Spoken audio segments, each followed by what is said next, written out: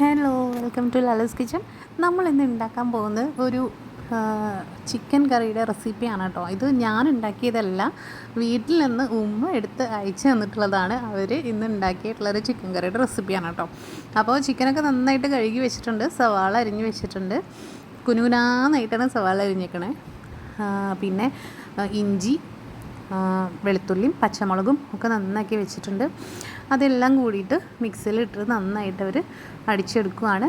ചെറിയ ഉള്ളിയുണ്ട്, അതിൽ പച്ചമുളകുണ്ട്, പിന്നെ നമ്മളുടെ വെളുത്തുള്ളി ഉമ്മയുടെ കയ്യിലുള്ളത് ഓൾറെഡി ചുട്ട് വെച്ചിട്ടുള്ള വെളുത്തുള്ളിയാണ്.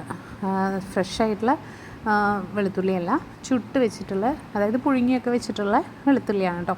അപ്പോൾ അതും കൂടി ഇട്ടിട്ട് ഇവർ മിക്സിയിലിട്ടിട്ട് അടിച്ചെടുക്കുകയാണ്.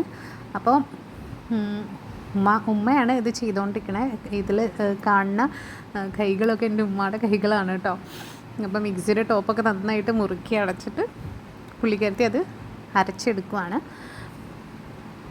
ഇനി അത് എല്ലാം കൂടി നന്നായിട്ട് അരച്ചെടുത്തതിന് ശേഷം പിന്നെ ഇതുപോലെ നല്ല ഗ്രേവി രൂപത്തിലായിട്ട് നന്നായിട്ട് അരച്ചെടുത്തിട്ടുണ്ട് കേട്ടോ. ഇനി ഒരു കുക്കർ അടുപ്പത്തോട്ട് വെച്ച് വെളിച്ചെണ്ണ ഒഴിച്ച് അതിലോട്ട് ഇതെല്ലാം ഇട്ടിട്ട് വാട്ടിയെടുക്കാനുള്ള പരിപാടിയാണ്. അപ്പോൾ നേരത്തെ അരിഞ്ഞു വെച്ച കുനുകുനാന്ന് അരിഞ്ഞു വെച്ചിട്ടുള്ള സവാള എടുത്തിട്ടിട്ട് ഇതിലോട്ടിട്ട് നന്നായിട്ട് ഒരു ബ്രൗൺ കളർ ആവുന്നത് വരെ ഇത് ഒന്ന് വെളിച്ചെണ്ണയിൽ ഇട്ടിട്ട് ഒന്ന് മുരിഞ്ഞ് കിട്ടണം.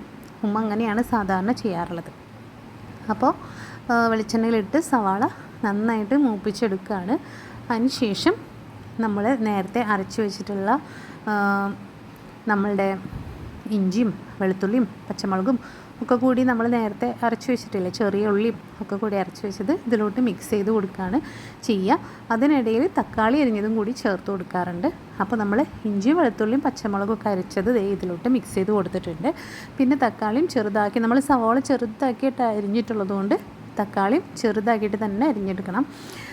സവാളയുടെ വലിപ്പം എങ്ങനെയാണോ അതുപോലെയാണ് കേട്ടോ തക്കാളി അരിഞ്ഞെടുക്കുക. അപ്പം തക്കാളിയും കൂടി നമ്മൾ ഇതിലോട്ട് ഇട്ട് കൊടുത്തിട്ടുണ്ട്.